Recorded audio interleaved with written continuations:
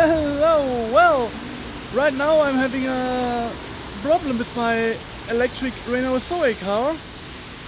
There on the display was written check electrical system. So I don't know what is wrong, it's not driving anymore. And I contacted the Renault Zoe Assistance, and there was a very friendly woman on the telephone. She said yes, she will contact the garage and she will contact the push car driver. So they will pick up the car and they will bring the car to the next Renault garage. That's Autohaus Schechinger in Herrenberg. Let's see how it will go on. And now I'm sitting inside the car here on the parking lot and waiting for the push car driver. Outside it's slightly snowing, rainy, it's cold. It's only 2 degrees positive, so it's not really nice to go outside to wait there. That's why I decided to sit inside the car and wait here for a while. At least it's not that very cold like outside. Now the push car driver arrived, and probably he will drive up the car.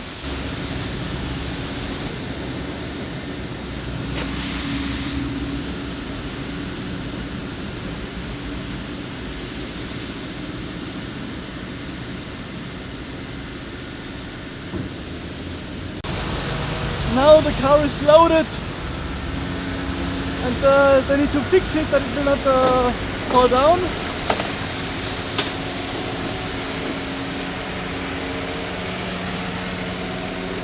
It's the Huber Abschnitt Service who bring the car to the car garage. Now we are here at the Autohaus Schechinger, the Renault car dealer, and they will unload the Zoe car now, and as long as they're unloading, I will go inside the Autohaus and talk to them.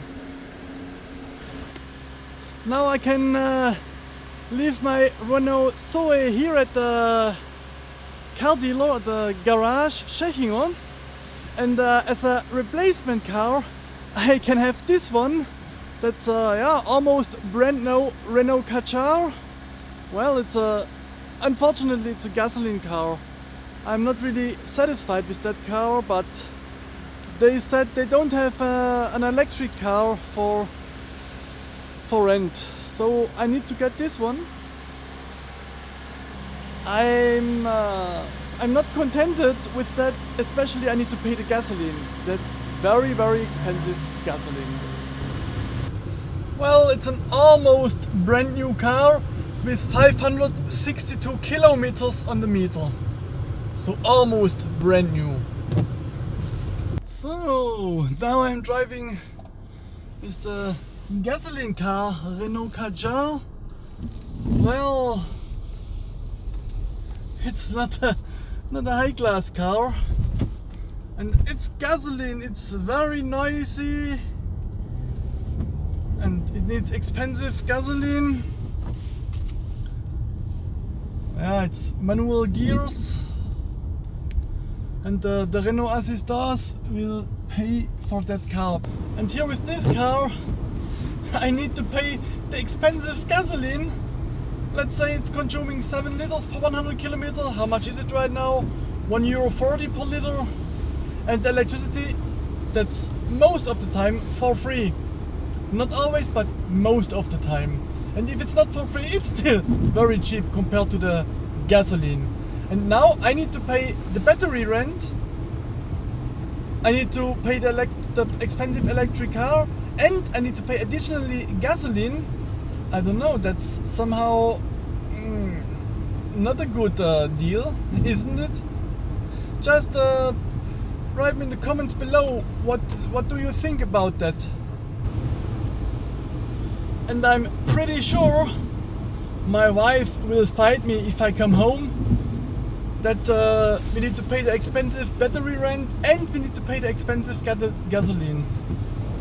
Now driving with this Renault Kadjar, OMG, that's not a replacement car for the Renault Zoe. That's not the same class, that's not a one class lower, that's OMG. I will never ever change this car with my Renault Zoe, never ever. That's I don't like this gasoline car, that's not nice. Okay. Now I am back at home with this Renault Kadjar. That's really a very different class compared to the Renault Zoe. It's vibrating, it's noisy, you need to change the gears. It's not like an automatic. The Renault Zoe is not like an automatic car, you know, because electric cars don't have gears. There's only one transmission direct from the motor to the wheels. And here with this car I always need to change the gears, and it's noisy, vibrating, it's not nice. And especially I drove now the same speed roundabout, everything the same like I drove with my Renault Zoe also. And I need average consumption 7.2 liters gasoline per 100 kilometers. That's quite a lot. If I compare this to the electric costs of the Renault Zoe, that's many times more, not only a little bit more. I don't really like to change this car with my Renault Zoe. Never ever. So far now, this video about this failure of the electric Renault Zoe and bringing it to the car dealer, to the car garage. Also, there are some other small things I'm complaining about. For example, the blower inside the aircon. It's always whistling if I'm driving 120 km per hour and faster. It's all very whistling, very noisy. That's very disturbing. Also, my wife get very mad about that always. That's one thing what they need to fix.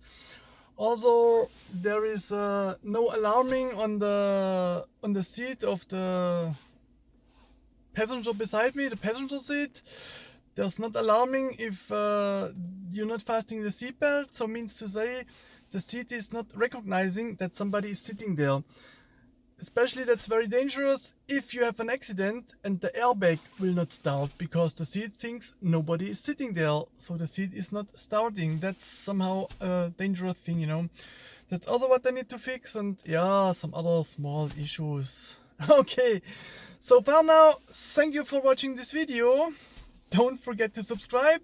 Don't forget to press the little bell icon beside the subscribe button so you will always get informed right now whenever I upload a new video. Thank you so many times for watching this video. Stay tuned and bye bye.